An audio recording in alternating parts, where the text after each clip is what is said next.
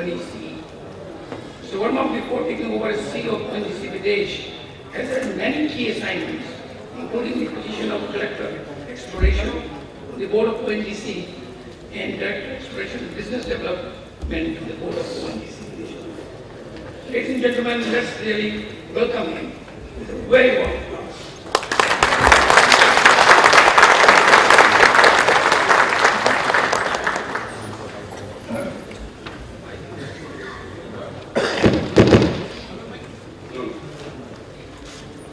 Good morning, ladies and gentlemen. Thank you, Adeshji.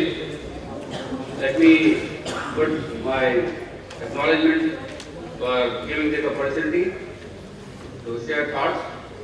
Although I am not a trained project manager, but over the years, whatever knowledge acquisition has been done through experience, I will try to put in, and especially from international project management point of view, because I come from a company which is mandated by Government of India for bringing equity oil and gas to supplement the energy supply for the nation. When we talk international projects, particularly in E&P,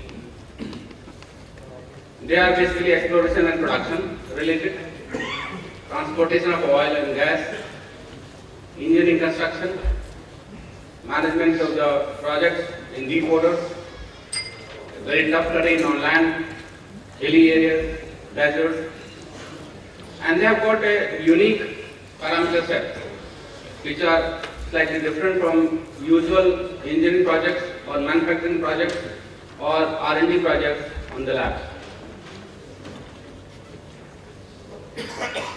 When we say projects,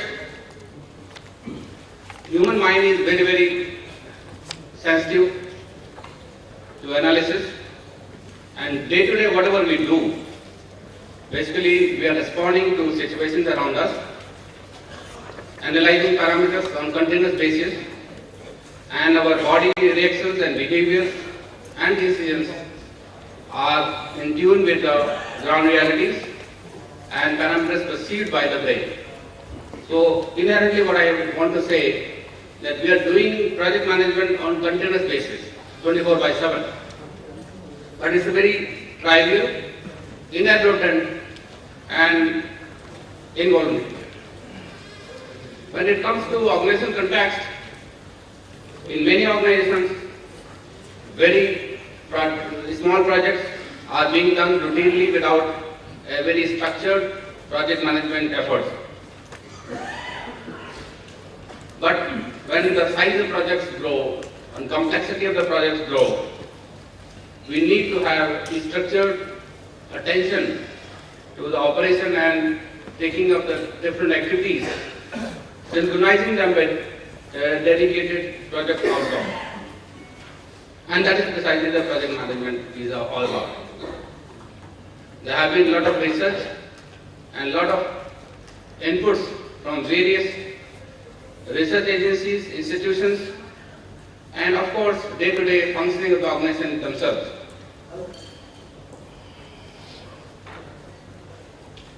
When we try to come to E&P scenario, particularly in the international perspective, why international E&P projects are created in the first place?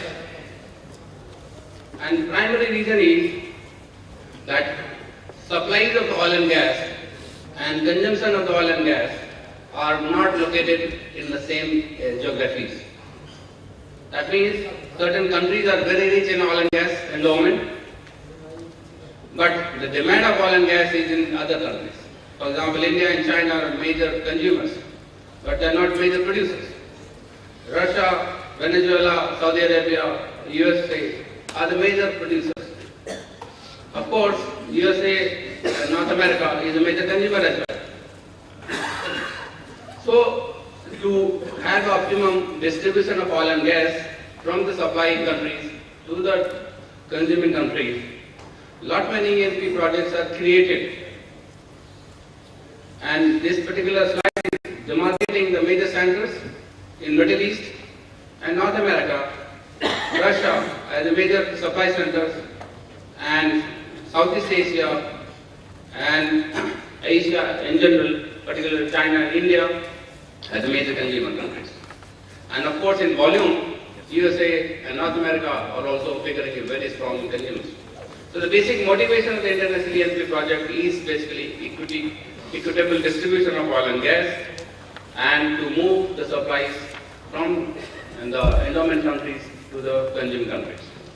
That means, in management parlance, if we try to translate it, access to resources. Access to resources for deficient countries, and access to market for richly endowed countries. For example, Saudi Arabia, if you want to create a project in India and China, that will be in downstream engineering projects, petrochemicals, where they want to supply their resources to consuming countries. And if India is talking about like OVL, we are looking forward to have the supplies from the Middle East, Venezuela, Canada, Russia, where the rich hydrocarbon resources are there. So, both ways, market capture and resource capture. Then, regulatory environment is also an important factor. Because of growing resource nationalism, many countries are not willing to share their resources on easy terms. The terms of sharing is getting tougher and tougher. So that is another factor that motivates and drives a diversification of the supplies, diversification of the market. For example, you must have read in newspapers that Russia was dependent for market to the Europe, and Europe was dependent on Russia for gas supplies. Now, through invitation to Chinese and Asian countries, Russia is trying to diversify its market. Similarly, Europe is diversifying its supplies through LNGs and other sources for enriched supplies. So these are the primary motivation and drivers for global ENP project creation. As I mentioned, project size and complexity matter. And when we come to ENP, and particularly international ENP, ENP on its own is a very probable industry. It's not very linear outcome, is only limited to certain engineering and low-end mechanical outputs, but most of the key drivers and key elements are probabilistic.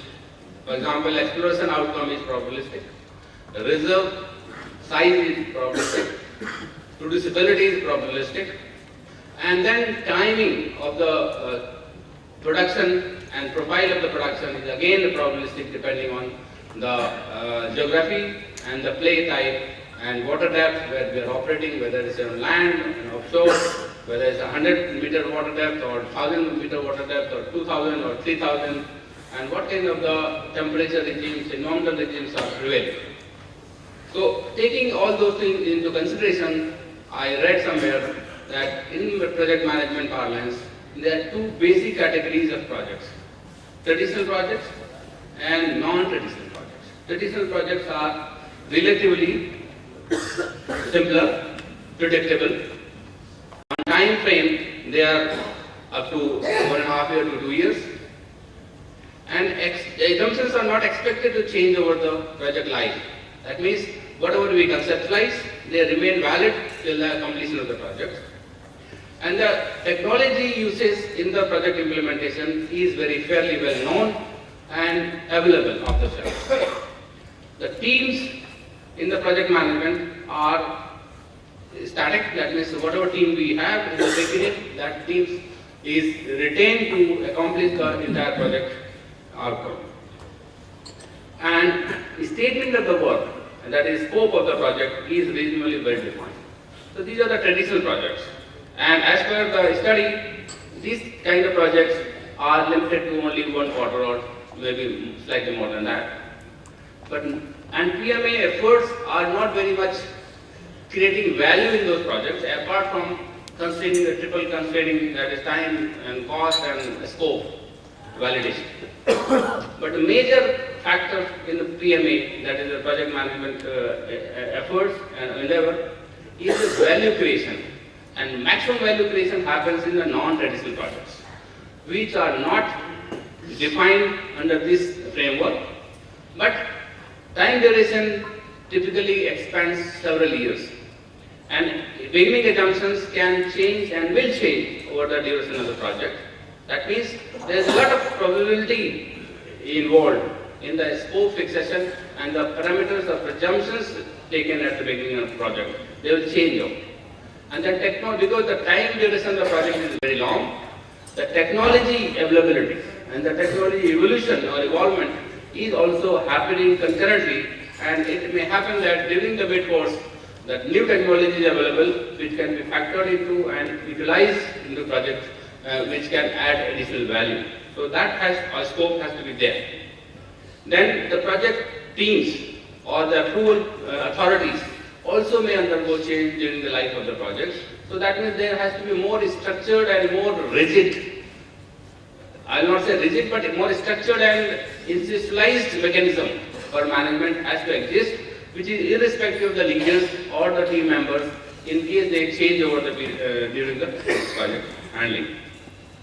And the scope of the project is again not very rigidly defined, it is flexible, and sometimes it may happen that some parameters are not known even, or we are not able to project them confidently. As it is commonly discussed, large projects often are known for schedule delays, cost overruns, HR management issues, risk management issues, and communication issues, and that's why the PMA has got very, very strong and important role in handling these kind of projects, particularly non-traditional ones and larger ones, and that can erode or create value for the organizations who are involved in that. If you try to figure out the stages, the maximum value creation or erosion happens during the implementation and monitoring time. Of course, the scope fixation gives some value projection, but the maximum thing happens here in this particular area, and that is very, very critical, so that more structured mechanisms and parameters are monitored for preserving that value or enhancing that value. And it is also projected in number of studies that in case the project are handled without any filter in the beginning or the mechanism for project management, then the outcomes will be uncertain and suboptimal realization of the value may be there, and number of projects may end in failure stage. So it is almost desirable that we have a business case filter, benefit filters, and value filter right in the beginning, and we have a specialized mechanism for the project management during the implementation and monitoring phase, so that the value realization is full and all failures are minimized. So, in a way, we can say that project management can be used as a value creation tool rather than simply validating the time and cost overruns and validating on the scope, how you define the success of the project, which I mean. So, by this endeavor, we can have optimization of the project performance, optimize use of the resource skills available to the organizations, then adherence to the planned goal, cost and schedule. Of course, that is a routine, but most importantly is the job satisfaction and value creation for the organization. As I mentioned, maximum value creation happens during the monitoring and control and execution stage. If we have a proper scope fixation in the beginning and monitoring mechanism in place, then we can maximize the value. And what are the basic knowledge areas which we are actually handling when the project management schedules are made or the process is invoked? Is of course start with the scope fixation and the timing of the various activities. Particularly if we try to figure out one ERP, if you are going in a virgin area, just now I am happy to share that today itself ONGC Videsh has got a new block in New Zealand. And now the clock starts. The clock starts, we have got 5 years time where we have to complete the total exploration. So now we have to plan the activities Based on the data available, we have to collect the data of that particular area in public domain and government repository. We have to defeat a team, we will scan and analyze the data, work out a program of work for survey and analysis. Based on survey, then the seismic shooting will happen and we'll send the ship and that will shoot the seismic, collect the data, and then send the for processing, analyze the data, interpret it, and based on interpretation, we'll have a decision tree analysis, whether there is a probability for finding oil and gas, with what kind of probability, what kind of resources, what kind of the expenditures will be there, what kind of the wells, how many wells, what depth, what cost, which kind of well ship will be suited to drill that well. And in case there is a success, what kind of resource discovery is expected.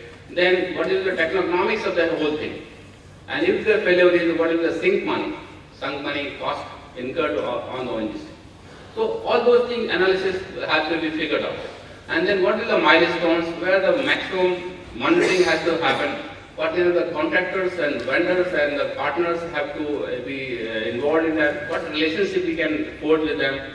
Whether the long-term partners will be good to be deputed there or short-term vendors, local vendors or international vendors. All these decision points will be very, very critical. Once we go and drill the well, depending on the success or failure of that process, we have to take decision whether we have to enter into second phase or not. Second phase means we have to commit additional wells. So that will be millions of dollars. First well itself may cost $50 to $100 million. And before that survey may be costing around $20, $30 million. So ultimately we are talking of hundreds of millions of dollars. And decision points are very, very critical to have a value preserved on long-term basis. I'm not saying that if we fail, we are going to preserve the value. Ultimately that is the risk, exploration risk we have to take. And there important analysis factors where the project management skills will be playing important role in defining the timelines, in defining the cost, defining the quality of services and the quality of analysis. Then human resource team, that's the ONGC Videsh team, the partners team, then host local service providers team, all those and synchronization and synergy between the team members and the different teams in realizing the goals milestone by milestone and preserving the value at that particular milestone. Then communication among the team members, because there is a lot of cultural issues will be involved when we are deputing team from India. They are interacting with the New Zealand team and the international vendors team. There is a cultural issue, language barriers, cultural barriers and etiquettes are different. So interaction and communication effective will be very, very critical. Then of course risk mapping. What kind of risk involved right from beginning when we take decision to invest $20 million or $30 million on the survey? That decision already we have taken because we have bidded the block and we have succeeded. So now that 25 or $30 million is committed, how best we can utilize that, what best seismic we can realize, and how best we can interpret and analyze the data to take a further decision of drilling or not drilling. If we take a positive decision for drilling, we may have to commit another $70–80 million. So that will be very, very important, mapping all the potential risks and potential benefits in case we succeed, and then factor into probabilities of the chance of success, and then total quantum of resources being discovered there. And out of that total quantum of resources, when we go for development, that means again capex from $400–500 million or $1 billion, maybe many billion dollars, depending on the size of resource, will be required to develop that. And when we develop and start producing in the next 25 years, what will the value realization for the company? That we have to factor. All those risks have to be mapped and factored into decision tree. So that is very, very important, and how best we can figure out in project management matrix will be very critical for eroding value or creating value.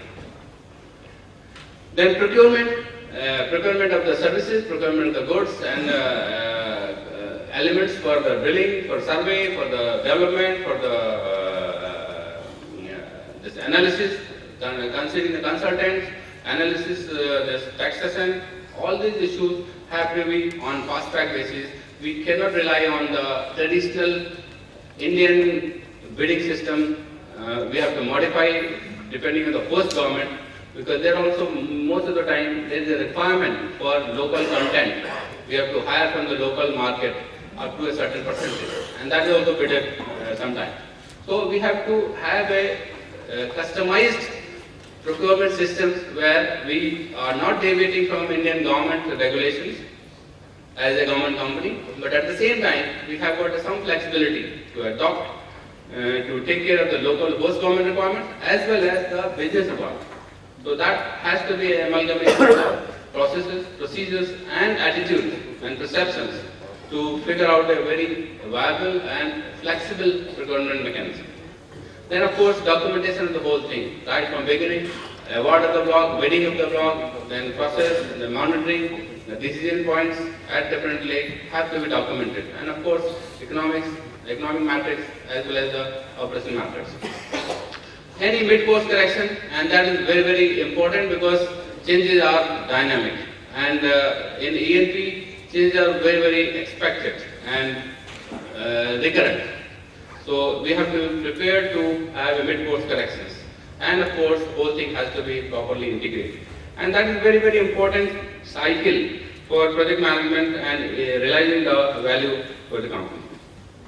This is a typical E&P cycle where I mentioned the exploration phase 5 years, typical appraisal phase another 3 to 5 years, and development production typically extending from 25 years to 40 years, and abandonment phase starts from midway. So ultimately all our E&P projects by default are long term and very complex and very large, often valuing a couple of $1 billion. And that's why we require a very structured and very effective way of project management to have a continued operation, irrespective the teams are changing or the host governments, sometimes there are changes in the political system, local conditions are changed, markets are evolved over the 20, 30 years period of time. So everything has to be factored, and normal conventional operational mechanisms will not be tenable in that scenario. These are types of projects we are trying to figure out in the E&P industry. First is of course upstream, that defines the exploration and production of oil and gas. As I mentioned, typical the one exploration project I narrated to you. Then midstream projects are those which are actually dealing with the storage and transportation of the gas and oil, processing of oil and gas, and wholesale marketing and LNG transport. Now it's a new area where LNG gas transport is being done in liquefied form. That means I think 10 years or 15 years back, nobody was talking LNG as a common transport mechanism. But now with the energy demands increasing and the gas discoveries also realized in large volumes in recent times, the LNG has become a preferred mode of transport, where the host countries or the endowment countries where the discoveries happen, they set up a plant where the gas is liquefied into LNG and shipped in transport ships, and the consuming countries where the regasification terminals are set up, where the liquid gas is converted into gas, real gas form, and piped through supplies are made within the consuming countries. So all these are type of projects, whether construction of the pipeline, construction of the liquefaction plant, construction of the regasification plants, and of course procurement and operation of the LNG ships and gas processing stations, oil processing stations. All those things are fitting into midstream E&P projects. In downstream, of course, crude oil refining and marketing, petrochemical manufacturing are the major areas where the large projects are created, and you must be reading daily the Jamnagar refineries of Reliance as a huge, big projects, and of course PSUs have the IOC, BPCL, SPCL, MRPL have got number of refineries spread over entire country. And of course, ONGC has set up a number of petrochemical plants also in recent times. So the basic aim is to integrate those petrochemical plants between refinery and upstream business outputs, so to have an increased value realization. Then of course, there are transnational projects which involve the transportation of oil and gas across the countries. So Trans-Siberian pipeline, Russia is a major project in this category. And of course, Alaska pipeline, and globally so many pipelines are there which are originating in one country and passing through a number of countries and to the consuming nations. And from Russia to Europe pipeline also is a major project. And in recent times you must have heard the TAPI, that is the Turkmenistan, Afghanistan, Pakistan, India pipeline is being talked about, which is conceptualized to bring the gas from Turkmenistan to India on the big scale. So northern India can be supplied to gas pigeons without resuming to LNG route. And another pipeline is being talked about, Iran-India pipeline through on-land route as well as the subsea route. The SAGE there's one pipeline option by one of the company which is contemplating a subsea pipeline through Arabian Sea from Iran to India. So all these projects are very big projects and huge projects where the project management skills and efforts will be very critical to preserve the value and also add the additional value in all those projects. When we talk about how to manage the international projects, what are the basic risks and basic factors are involved? We have tried to figure out some of them. One is of course business uncertainty and risk. As I narrated, in exploration there is a lot of uncertainty and probabilities involved, and inherent associated risks also are there, which have to be handled at various stages, and every risk cannot be eliminated. But definitely mapping of the risk and mitigation strategies have to be worked out. And then bottom line has to be how much risk the company can tolerate. And beyond that, we are not able to tolerate, then we should not enter into those projects. So the company risk appetite has to be very, very clearly defined, and particularly risk matrix of the different projects should sum together to be lower than the risk appetite of the company. That has to be the bottom line. Then political risk is another factor which is very, very important in international projects, and which is actually additional component from the domestic projects. Because the domestic projects, we are sure of the political system in the country and we are aware on day-to-day basis. But the political risk in the international projects is an added component. For example, we entered into Sudan way back in early 2000. And that time was, of course, there were some sanctions of Western nations. But overall, the situation in the country was good. And we operated the project successfully till a couple of years back. But there was a fight between North and South, Southern Sudan, and country was divided into two. So now half of our assets are divided into falling in the Northern Sudan, half of the assets are falling in the Southern Sudan. And then we thought, okay, with some efforts, we'll be able to streamline the operations. But unfortunately, again, within the South Sudan, some ethnic groups started fighting. So although there was a settlement with the North Sudan and South Sudan, but within the South Sudan, there was two ethnic groups started fighting, and then our operations have to be closed. Similarly, in Syria, because of the Arab Spring and all those related incidents, our operation has to be under force majeure. So these political risks are always built in. So any areas, and unfortunately there is a very strong corollary and correlation that all oil and gas is in the troubled nation, or troubled nation have got all the oil and gas. So there is a very strong correlation. So as a ENP company, we cannot avoid it.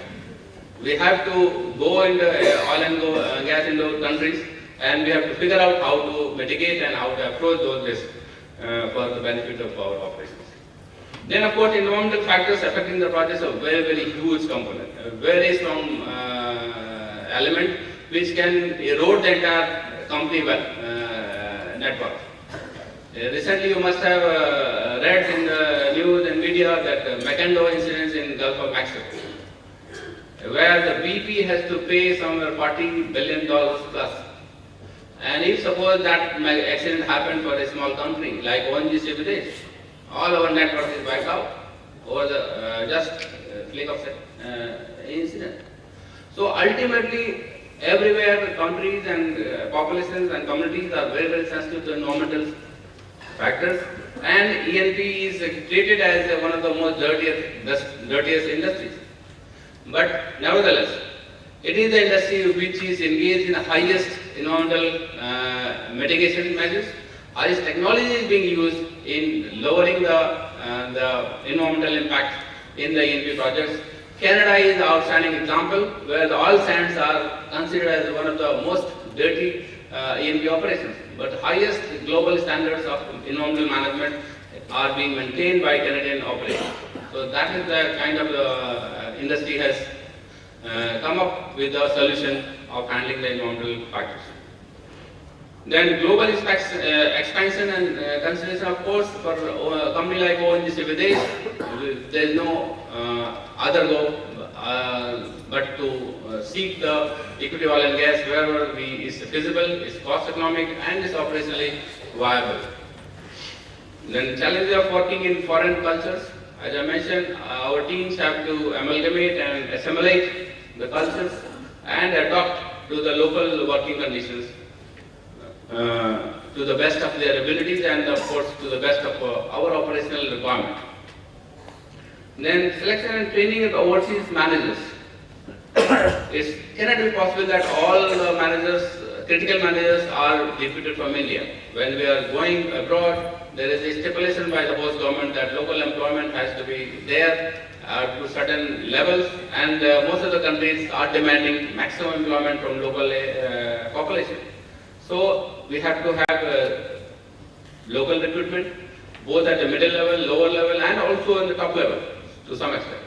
So how to assimilate the cultural perceptions of those employees and managers with Indian employees and managers, and also the board of ONGC Videsh and ONGC parent company, and the government's stipulations here. So that is a very, very strong challenge to have a training, adequate training and exposure so that they feel comfortable, because ultimately what happens, even when in case of acquisition mergers, sometimes it happens that because of cultural differences, the employees, competent employees leave the company. So that is a very, very strong challenge for any company going abroad for operations. Have to have mechanisms where the mergers are followed by a very important and very effective cultural assimilation techniques and efforts by the board and management, top management.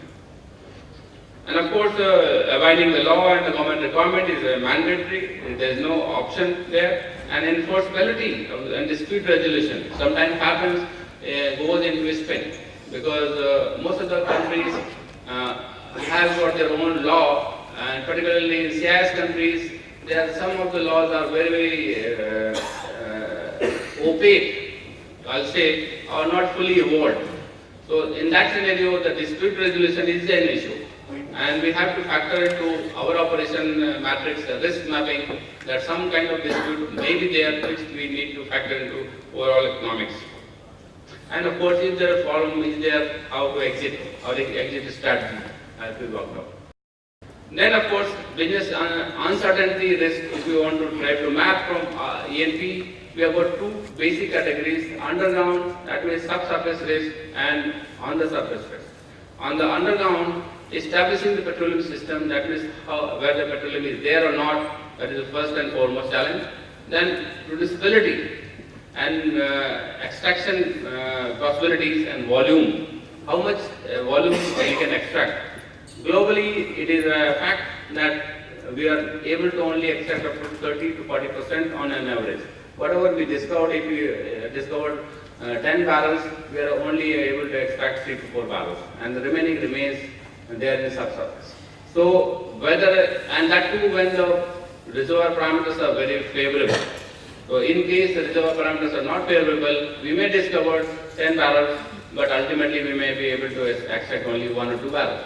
So that will impact the economics immediately. And also because it's distributed over the period of time, the net back and the NPVs will be depressed very much. That, of course, reservoir continuity, whether it is in its pockets or continuous sheet, that again the number of wells will be required, more capex will be required, more OPEX will be required, and threshold reserves for development, if it is 100 barrels or in deep waters, it may not be effective or cost effective, but 100 barrels on the land will be very, very effective. So that is the equation we have to analyze and factor into what kind of wells will be required, whether it's at 2,000 meters depth. So what well cost may be 5 million, if it is 4,000 meters depth, the well cost may be 10 million. So ultimately, the capex and opex will vary, and any intervention in the 4,000 meter well will be more than double and triple as compared to shallow wells. So everything has to be factored and mapped at the beginning itself, and factor into overall economic matrix. Similarly, ground risk, as I mentioned, fiscal regime of the host government, whether it's a production sharing contract, whether it's a risk sharing contract, or it's a service contract, all those things have to be built into the working matrix. Then political scenario, stability and security of the country, like Middle East is suffering from the insurgency or the local unrest, so all those things have to be there. Evacuation of the oil and gas, whether it's on land, offshore. For example, we are in a very peculiar situation in South Sudan, because when the North Sudan was won, the oil was being pumped into port, which is situated in the northern part. Now it has gone to northern Sudan, and South Sudan is landlocked. So all the oil and gas which is being produced in South Sudan has to pass through the pipeline which is going to North Sudan. And North Sudan is now bullying the South Sudan, asking $20, $30 per barrel as a transit fee. So ultimately, the project which was very economical at one point of time is suddenly involved into a $20, $30 per barrel of transit fee, which is North Sudan is asking from the South Sudan, and South Sudan government is not willing to share that cost. It is passing on to the contractors or partners like us. So ultimately, suddenly over the year, your economics is changed and challenged. Similarly, the evacuation may be a major issue. TAPI is another issue. Because of Afghanistan issue, we are not able to invest in the pipeline unless until we have got some assurance from Pakistan and Afghanistan government, and we have a reasonable assurance on ground that our pipeline will not be affected by local unrest and non-state actors. So all those things are very, very important for international projects management. And when we are talking the other issues on the surface, of course, legal and political, security issues are another issue. Our manpower, how safe and secure they are when they are operating local. Syria, Libya, and Iraq. Iraq we have got project, but we are not able to do anything. Iran we have got discount project of 20 CF, but and it's lying for 5-6 years. We are not able to develop because of international sanctions. So all those factors do affect our economics and operations. So that has to be factored somewhere when we are entering into new territory and new projects. So these are some of the details: legal and political, stability, national local laws, of course, government, state and local bureaucracy. For example, in US if you go, the federal government and state government have got different laws, and you have to abide both. Similarly, the case in Canada. So one thing permitted by state may not be permitted by federal, and like vice versa. So both we have to factor.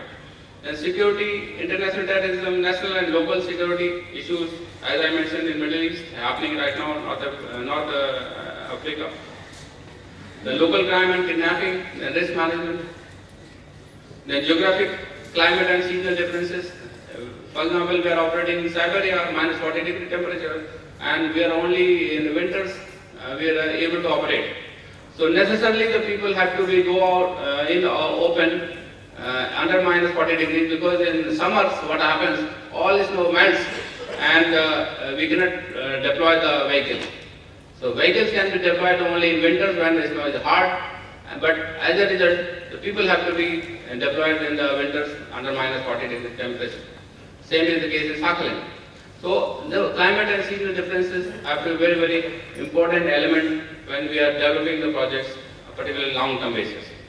And now everybody is talking of the Arctic entry. So Arctic has got their own problems. The ships have to be ice class, and the cost of the drilling and operation will be 4 times, 5 times. You will be surprised to know that one well drilling in Arctic takes $500 million, one well. So if it is successful with the sufficient reserves, then only economic. And ExxonMobil recently drilled the well, and it's $500+ million. So of course ONGC also is contemplating right now, discussing with Russia to participate. For example, Russia will report. Russia is a huge endowment, but the tax structure is such that they will not tax profit, they will tax revenue. So their tax 80% of the revenue. If you sell the oil of $100, you will get only $22. $78 will be taken away by the government. And in $22, you have to meet out the capex, opex, operation, profit, everything. So ultimately, you are not left with the sufficient resources unless until your field production is huge. So that means your well is producing abnormal quantities of oil and gas, then only that kind of economies can sustain.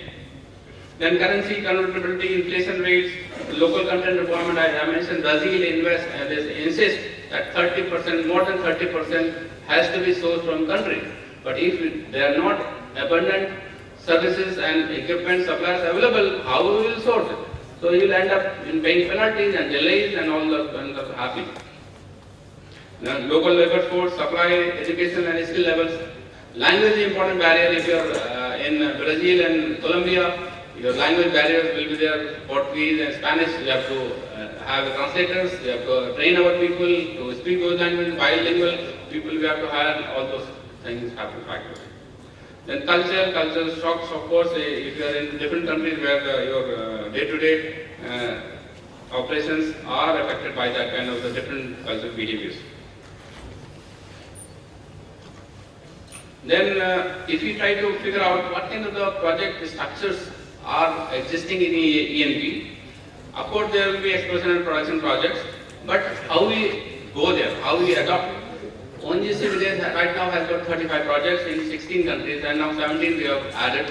So the one way is that of course government bidding. We bid the blocks as we bid in New Zealand. Then we adopt the company mergers.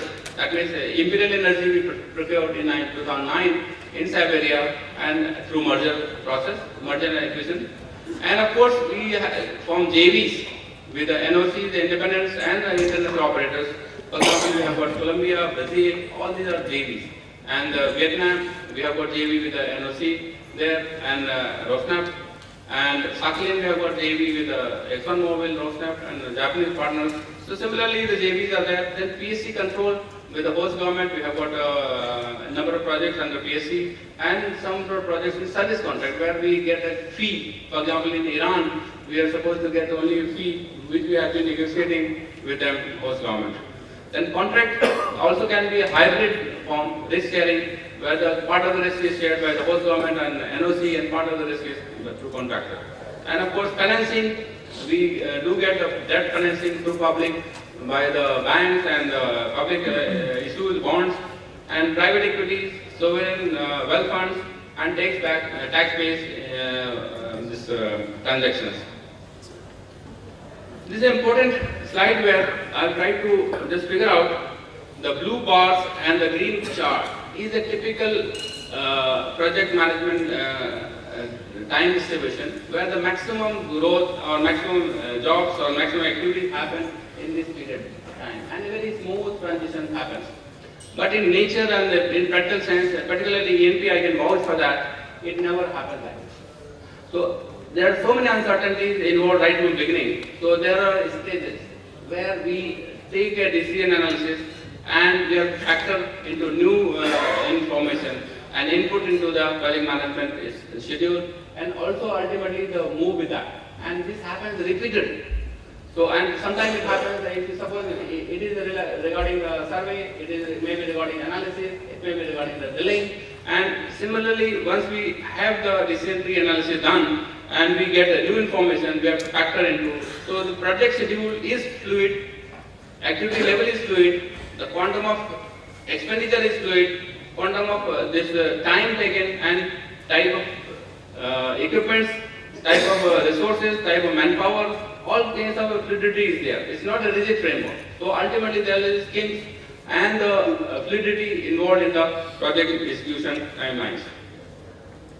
And this is a comparison between the traditional versus non-traditional. As I was mentioning, we are basically, the basic issue is the flexibility or fluid project management methodology is the hallmark of E&P sector projects. I think in E&P projects, exploration, particularly in production, is a very, very important, and it's a real-time reporting. It has to be real-time project correction.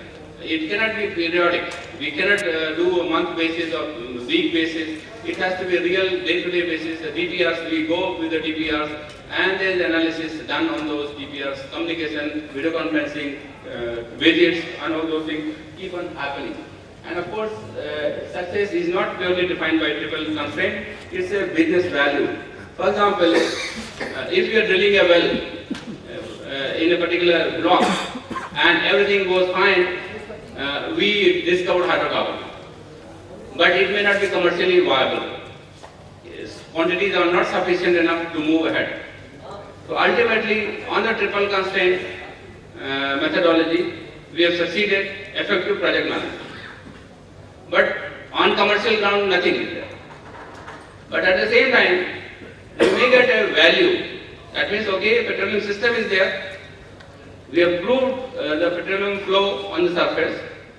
So we may have to analyze in the nearby areas whether there is a bigger accumulation happen, which we can take up through subsequent activity. So there is a value is created from that activity, although it's not commercial today. So that kind of always the value proposition is attached with the project management, and that we have to understand and take into consideration to move ahead. It may not be a triple constraint methodology at all fitting into such scenario.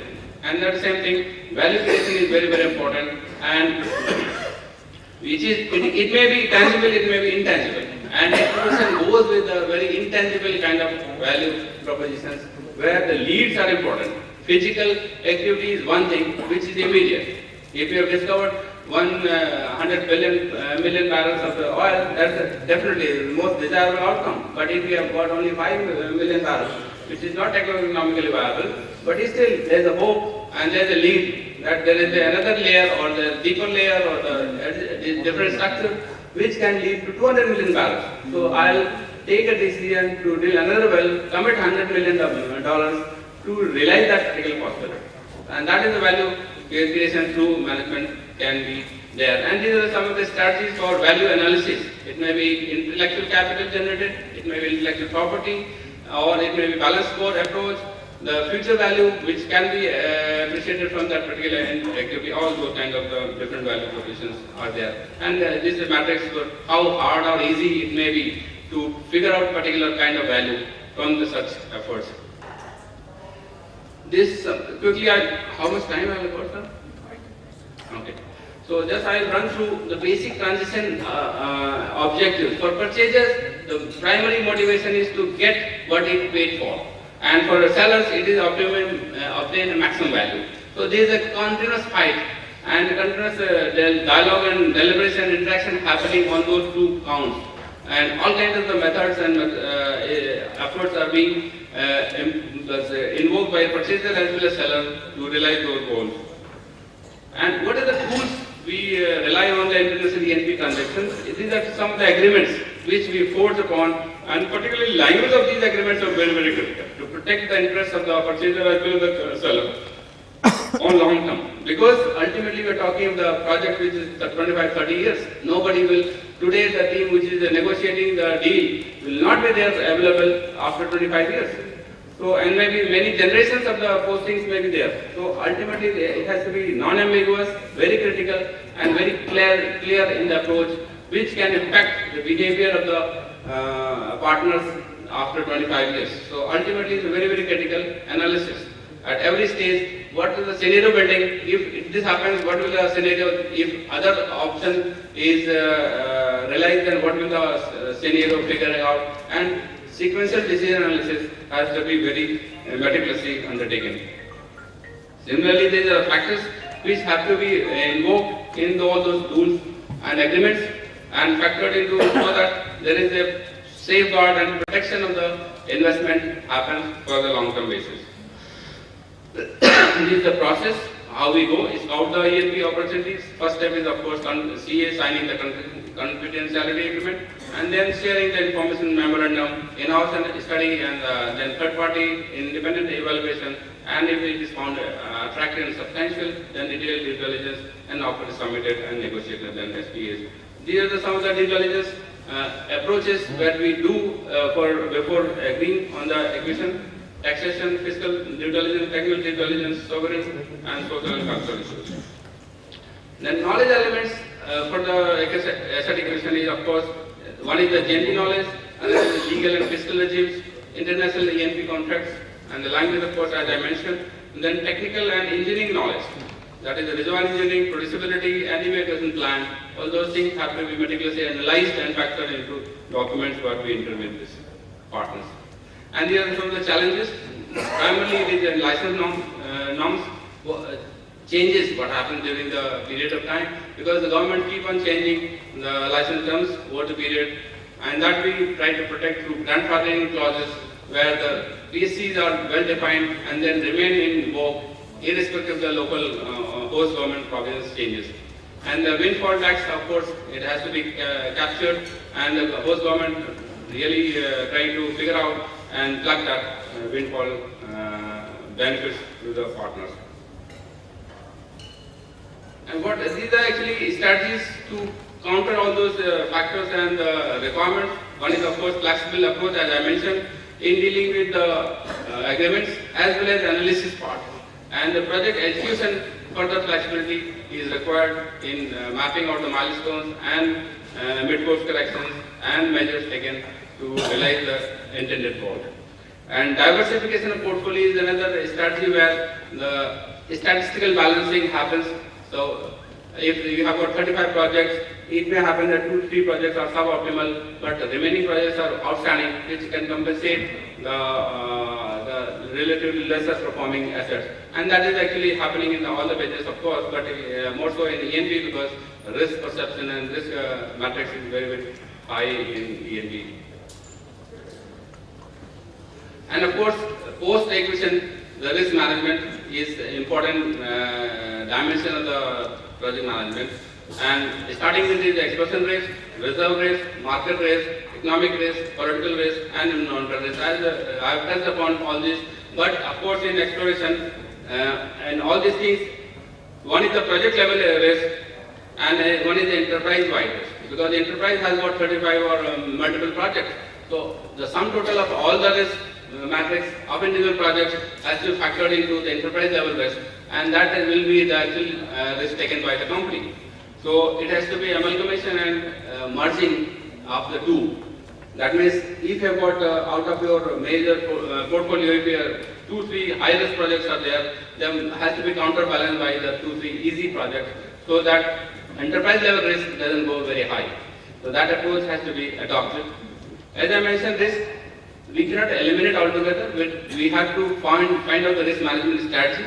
That means establish the context in which the risk is mapped and identify the risk and in terms of value as well as the timing and impact on the organization and on the project, and then evaluate in terms of the monetary value and the operational value impact and other economic sense, and then of course treat the risk. How best we can counterbalancing it or mitigate it, have the analysis done, or take an exit options in between exit milestones for treating those risks.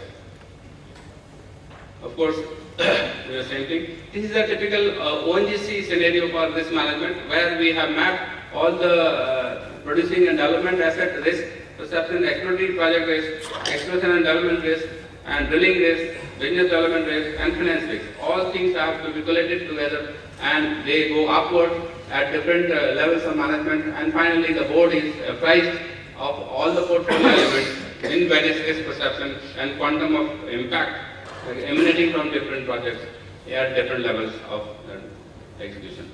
And this the management risk has to be handled at the right level. We believe that tactical and strategic risk are actually handled differently, because ultimately the impact on the organization are at different levels. And they may be in scope, market, location, commercial, resource, governance, and process, of course. And actually, what I was mentioning, the risk factoring into capex projections, because we are dealing with the billions of dollars.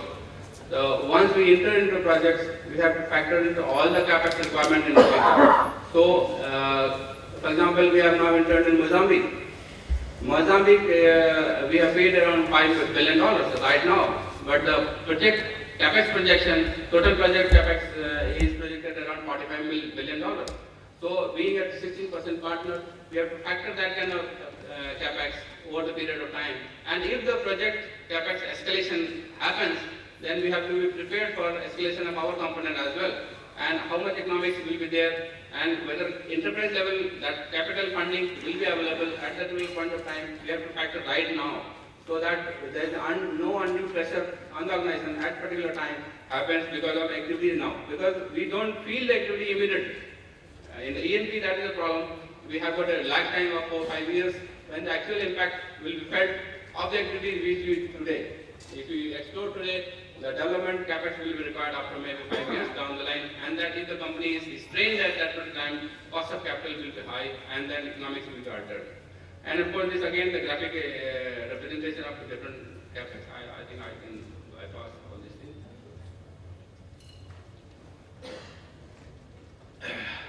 This is the same thing depicted here, because most of the ENP projects are subject to escalation, because they are in time expanded over the period of time, where a number of parameters which are not under control of the companies or consortiums impact the projects, and because of that, capex escalate.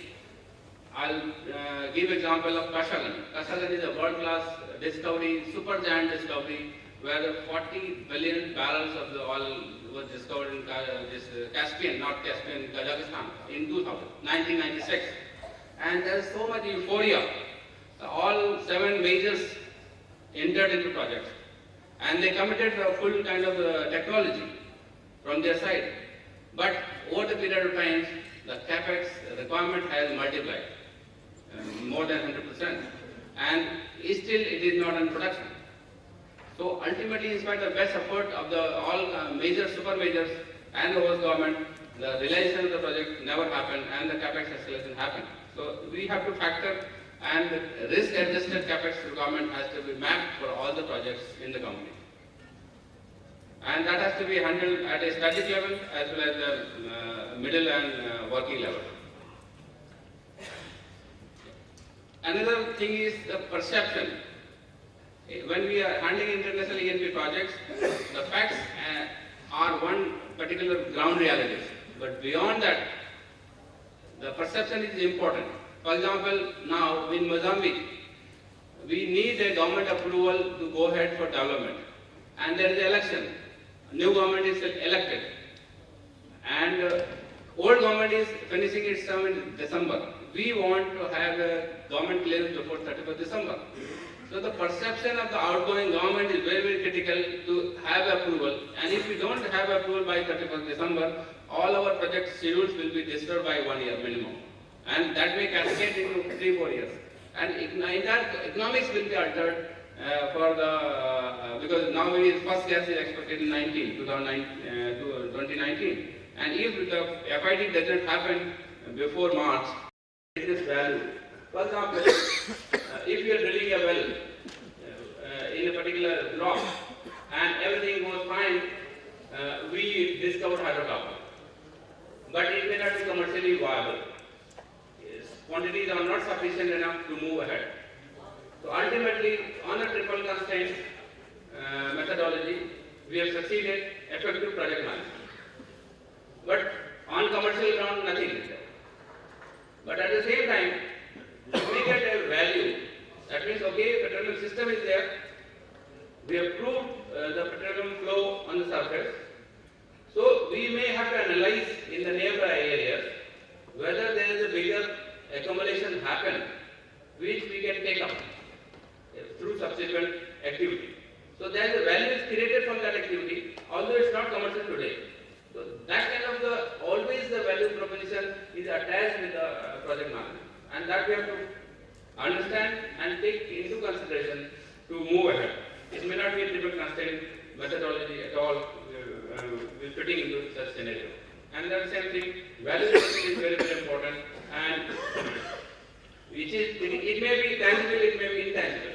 And it goes with the very intangible kind of value propositions where the leads are important. Physical activity is one thing which is immediate. If you have discovered 100 million barrels of the oil, that's definitely the most desirable outcome. But if we have got only 5 million barrels, which is not economically viable, but still there is a hope and there is a lead that there is another layer or the deeper layer or the different structure which can lead to 200 million barrels. So I'll take a decision to drill another well, commit $100 million to realize that critical phosphate. And that is the value creation through management can be there. And these are some of the strategies for value analysis. It may be intellectual capital generated, it may be intellectual property, or it may be balance score approach, the future value which can be appreciated from that particular activity. All those kind of different value propositions are there. And this is the matrix for how hard or easy it may be to figure out particular kind of value from the such efforts. This quickly, how much time I have got, sir? Okay.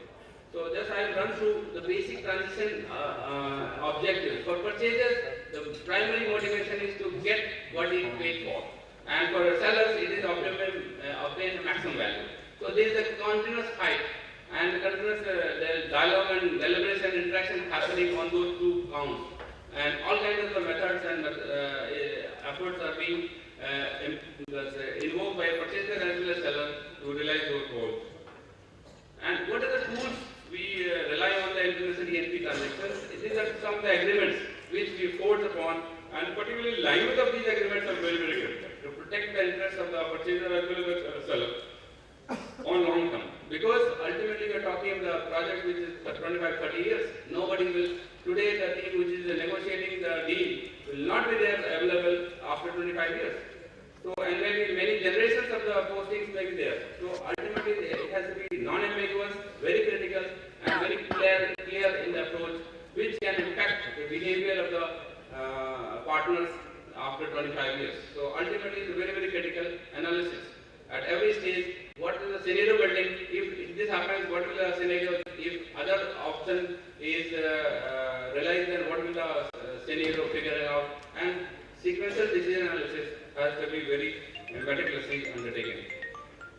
Similarly, there are factors which have to be invoked in all those rules and agreements and factored into so that there is a safeguard and protection of the investment happens for the long-term basis.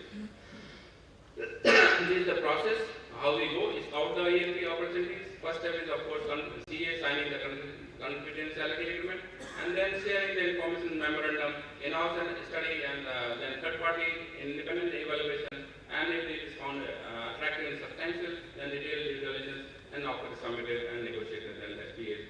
These are some of the due diligence approaches where we do before agreeing on the acquisition. Taxation, fiscal due diligence, technical due diligence, sovereign and social and cultural issues. The knowledge elements for the asset acquisition is of course, one is the GNP knowledge, legal and fiscal regimes, international ENP contracts, and the language of course as I mentioned, and then technical and engineering knowledge, that is the reservoir engineering, producibility, and evacuation plan. All those things have to be meticulously analyzed and factored into documents what we enter with partners. And here are some of the challenges. Primarily it is the license norms changes what happens during the period of time, because the government keep on changing the license terms over the period, and that we try to protect through grandfathering clauses where the PSCs are well defined and then remain in vogue irrespective of the local host government provisions changes. And the windfall tax, of course, it has to be captured, and the host government really try to figure out and plug that windfall benefits to the partners. And what these are actually strategies to counter all those factors and requirements. One is of course flexible approach as I mentioned in dealing with the agreements as well as analysis part. And the project execution further flexibility is required in mapping out the milestones and mid-course corrections and measures taken to realize the intended goal. And diversification of portfolio is another strategy where the statistical balancing happens. So if you have got 35 projects, it may happen that 2-3 projects are suboptimal, but the remaining projects are outstanding, which can compensate the relatively lesser performing assets. And that is actually happening in all the business, of course, but more so in ENP because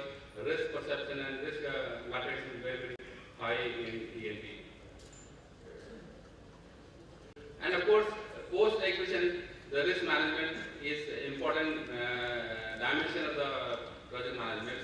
And starting with the exploration risk, reserve risk, market risk, economic risk, political risk, and non-political risk. As I have touched upon all this, but of course in exploration and all these things, one is the project level risk and one is the enterprise-wide risk. Because the enterprise has got 35 or multiple projects.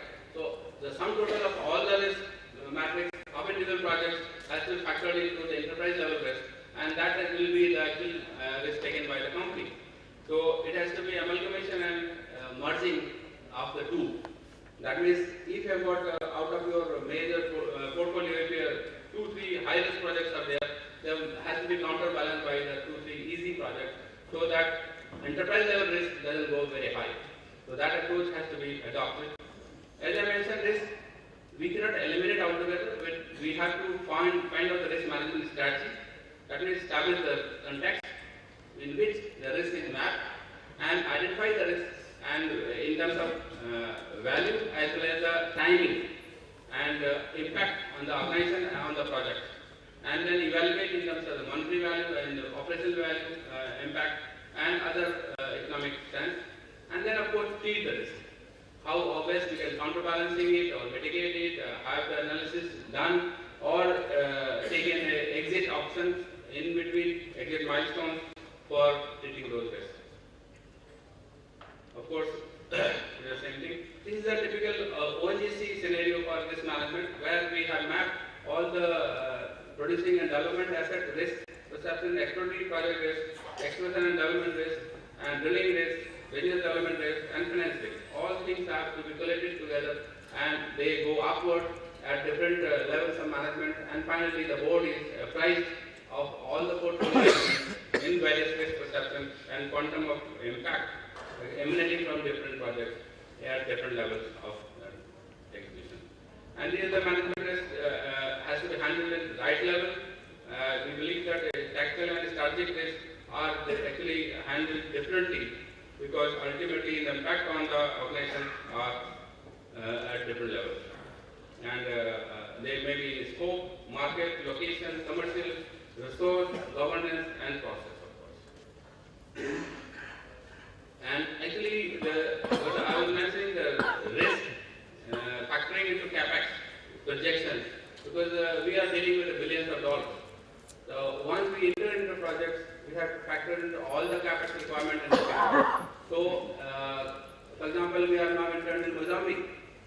Mozambique, we have paid around $5 billion right now, but the project capex projection, total project capex is projected around $45 billion. So, being a 16% partner, we have to factor that kind of capex over the period of time. And if the project capex escalation happens, then we have to be prepared for escalation of our component as well, and how much economics will be there, and whether enterprise level that capital funding will be available at that point of time. We have to factor right now, so that there is no undue pressure on the organization at particular time happens because of activity now. Because we don't feel the activity immediately. In E&P, that is the problem. We have got a lag time of 4-5 years, and the actual impact will be felt of the activity we do today. If we explore today, the development capex will be required after maybe 5 years down the line, and that if the company is strained at that particular time, cost of capital will be high, and then economics will be altered. And of course, this again the graphic representation of different capex. I think I can bypass all these things.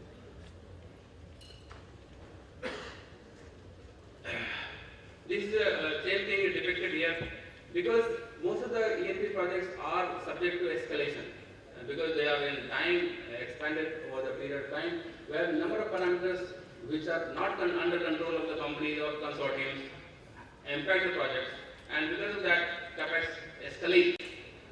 I'll give example of Kashagan. Kashagan is a world-class discovery, super giant discovery, where 40 billion barrels of the oil was discovered in this Caspian, not Caspian, Kazakhstan, in 1996. And there's so much euphoria. So all 7 majors entered into the project, and they committed a full kind of technology from their side. But over the period of time, the capex requirement has multiplied, more than 100%. ultimately, in spite of the best effort of the all major super majors and the host government, the realization of the project never happened and the capex acceleration happened. So we have to factor, and risk-adjusted capex requirement has to be mapped for all the projects in the company. And that has to be handled at a strategic level as well as the middle and working level. Another thing is the perception. When we are handling international ENP projects, the facts are one particular ground reality. But beyond that, the perception is important. For example, now in Mozambique, we need a government approval to go ahead for development. And there is an election. New government is elected. And old government is finishing its term in December. We want to have a government clearance before 31st December. So the perception of the outgoing government is very, very critical to have approval. And if we don't have approval by 31st December, all our project schedules will be disturbed by 1 year minimum. And that may cascade into 3-4 years. And economics will be altered because now first gas is expected in 2019. And if the FID doesn't happen before March 2015, for which we need approval by 31st December, will be slipping up. So perception of the host government, perception of the partners, perception of the consortium members is very, very critical to have achieved that particular milestone. So in international projects, the perception of the host government, consortium members are not taking undue advantage of the host Mozambique nationals. So that perception has to be managed through public meeting, through interaction dialogues at different levels and public exercise. The second thing is the mindset. Manpower, particularly, it was discussed in the previous presentation. The human resource is very, very critical to implement the projects on ground. So intellectual mapping, psychological mapping, and social mapping of all the team members, host government partners, consortium partners, project leaders, and our participation from India. All those have to be synchronized, and best competencies have to be evolved and put on the actual operations. Global mindset, integration, synergy has to flow. And then of course, assimilation is the key, where the technology assimilation, perception, competence, everything has to be synergized to a common goal of achieving the desired outcome. And these are some of our projects Kashyap and I mentioned, and Gorgon, that's a major LNG project where the cost slippage has happened more than 100%. Roma Basin, Mozambique, I mentioned. Coffee is again in concept stage.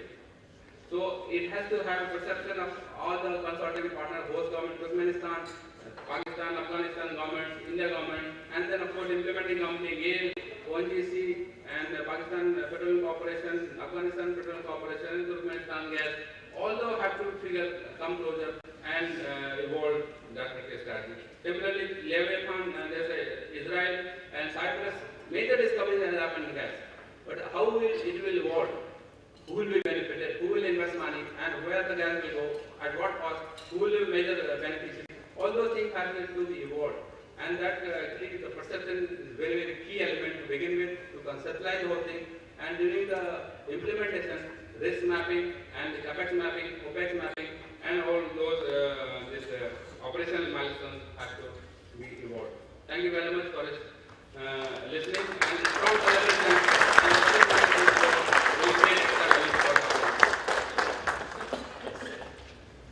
Now India is in good hands, Mr. Verma.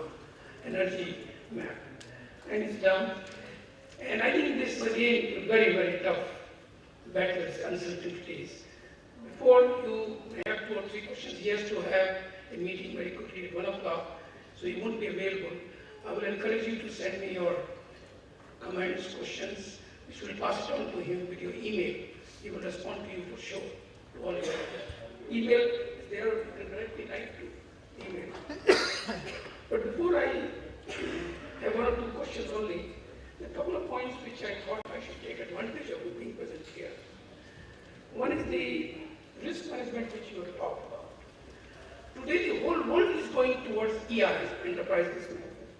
And the slides which he has covered on risk management, I can tell you, there is no presentation in the last 10 years which would have covered so much. Very exhaustive. And my specialization now is risk management, which I work closely with NASA. And CRM 31,000, IRM, COSO model, the ISO models, what we have covered is fantastic, because the future is unknown. And the OBL, the ONGC business, or the oil and gas business, is much more unknown, like the space. Space is very unknown. So I would say it's a very good idea. My suggestion will be, get the people 2 days certified in project risk management. We are working closely with George Washington University. We have trained so many people. And in this area, the leader, is Oil India. Oil India is number 1 today in India, who has trained over 60 people formally on enterprise risk management. And we have done it. ONGC, Oil India has people certified on the risk management. So I would say the Oil India is one example where ONGC should learn, OBL should also have things to follow. The second thing, you have an excellent group of 20 people in ONGC Videsh. And they have gone through what is called AHP, Analytical Hierarchy Process. And this analytical hierarchy process is used by most of the oil and gas companies. And AHP in India is not used in the real sense. So I would suggest you, being a CEO and such a forward-looking person, that road of this, we can give you the names, these 20 people who have been exposed, and they will become your backbone to see how decision-making can be done in uncertain situation. And my one more suggestion to you would be cost engineering. I am an advisory board member of the International Cost Engineering Council, ICEP, 48 countries. It is again pity, after 21 years, my next inning, the third inning, and perhaps the last inning, should be on cost engineering. India has 0 number of people who are certified in cost engineering. China has 10,050. How do you estimate your cost? It is a big science, big art. 6 hours examination to pass through. So that's one area. L&T, when I talked to Kevan Karam, or 3 years ago, he said, I'm behind you. So we will work closely with OBL. We will work very closely with 1 or 2 of you, and together with 1 or 2 others, we will have the cost engineering. I would like to supplement. Actually, as far as the cost engineering is concerned, we are very, very conscious, and we have been facing this dilemma actually day-to-day basis. And only as a group has now gone ahead to create a cost centers, and that is cost analysis centers, engaged with that exercise on regular basis at all the business units. And that's a very deliberate and conscious exercise. All our procurement process is being modified to take care of that. And of course, the global databases of cost we are hiring already. We have got access to the global databases of cost, but still, and there are the forums where we can have the discussion, live discussion, and interaction with the partners and members of that forum in the different ERP areas, and that we are taking benefited. But ultimately, at the end of the story is that we have to figure out cost ourselves, and we have to have experts, cost experts within the organization embedded. I don't have any second opinion on that. And we are moving ahead in that direction. I am hopeful that in the very near future we will have a full-fledged cost estimation and analysis experts embedded within our operations. That's first part. And secondly, as you mentioned, the ERM experts, we are very, very conscious, and ONGC is one company which is very forward-looking, and all our mid-level managers and the senior managers are continuously on the retraining. I am happy to share that currently also I think out of 300, 8 or 10 are already in advanced management module running through. So there is a huge numbers. We have got a very limited number of senior managers, but we have spared them to evolve. And with your organization also we have been doing, and I am very sure that that will continue.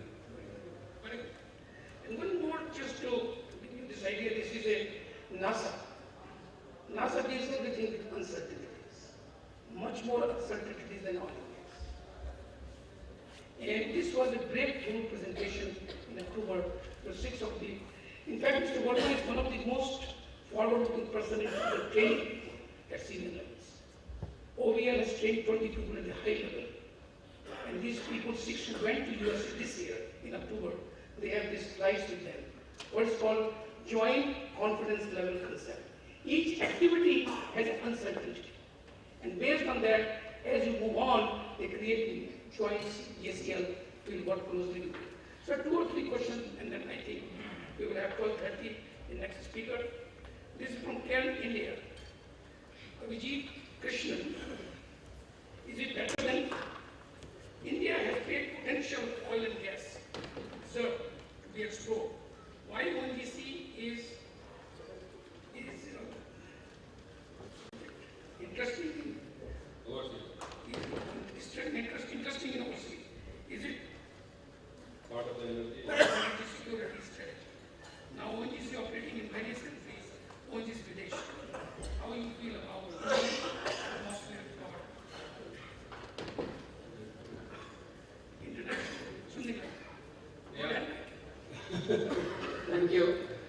One thing we must appreciate that of course India has got a medium endowment, and as per DGH estimates, we have got around 28 billion barrels of 28 billion tons of resources in all 26 basins. Of course, that estimate is going to be revised. An exercise is on with ONGC with the government support. But let me share with that. Out of the 28, we have already discovered 11 billion tons so far. And global standards of resource conversion into actual reserve is maximum to the tune of 70%. So if we take that thing, 70% of 28 billion will be around 18, 19, and 11 we have already discovered. So there is a scope of another discovery of maybe 5 to 6, 7. If we stretch, maybe 10. But then 10 also will not be sufficient for Indian supplies. 11 is currently supplying whatever we know, and it is only 25% of our requirement. And that requirement is growing further. So in no case, even if we double the production from domestic, it is not going to suffice the Indian demand. So there is a strong point for Indian companies to go out and lock in the resources. And that is primary motivation from ONGC Videsh. If ONGC was not suffering from the subsidy burden of 180 lakh crores in last 10 years, ONGC Videsh would have been multiplied by 3 to 4 times already. Right now we are producing only 15% of ONGC group production, and for country's production it is very minuscule. I think 5-6%. But our aim is to multiply, and we have already chalked out a very ambitious plan of multiplying 6 times, 7 times rather by 2030. And we are moving aggressively on that front, and we are hopeful that we will be bringing the energy supplies to India nation in adequate volume. And I think this, my colleagues, Mr. Arvind Agarwal, has written a very long comment. I don't want to go into that. But I think the summary of this is, I was in Rotterdam and I was invited to a Shell Project Academy, and I gave a world conference. And I think this question is all about what I told him 1 week ago. He says Shell has today accepted worldwide their management leadership program based on IPMA competency framework. Level A, level B, level C. What does it mean? What are the elements? Behavioral, technical, contextual. He is suggesting that he would like to come and meet you sometime, take care of what Shell has done, and perhaps to see how we can also introduce some kind of competency framework which should cover cost productivity or many others. So I think that, Mr. Agarwal, Let me respond. We appreciate Shell is one leader in some of the areas, but there are other leaders also. BP has got its own program, and we are aware that. Apart from super majors, there are a number of other players which are in human resource training, IHRDC, oil and gas consultants, and we are in touch with everyone. And in fact, we have got a very strong program in our development of knowledge management in collaboration with IHRDC. And that is actually going to capture a strong knowledge components in the ELP industry for specific to ONGC as well as for international point. So we are open for learning. We are not closed, but definitely right now we are not committed to any particular discipline or one particular organization. We are open to all, and we are accelerating. In India, our organization has opened our top level executives for IIMs and Indian Business School for this management program, advanced management program, skill development, and of course project management as our PMA has been a continuous partner, and we can extend further. MBA, everyone, we are taking benefit of all the management skills, whatever available. Thank you. And I think may I just now, Guru Dakshina, a lot of the questions we will make sure you send it through email, and his office will respond to you. And I, as a chairman of IPP, which is my job, my other job is already, for last 4 years, that's my job, 20%.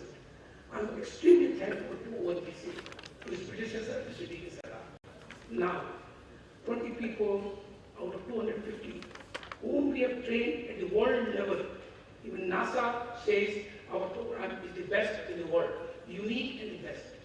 I'd like to thank you very much to OVM, and especially once you took over, you really supported on project management for your senior people to get exposed to the best. India must get the best. We cannot afford to go second best. With this Guru Dakshina, anybody who wants to volunteer, this is the one opportunity. Would you please, and this time is most important. Whosoever comes first gets. Slow have people never know. Yeah, you can do this. Second. In a way.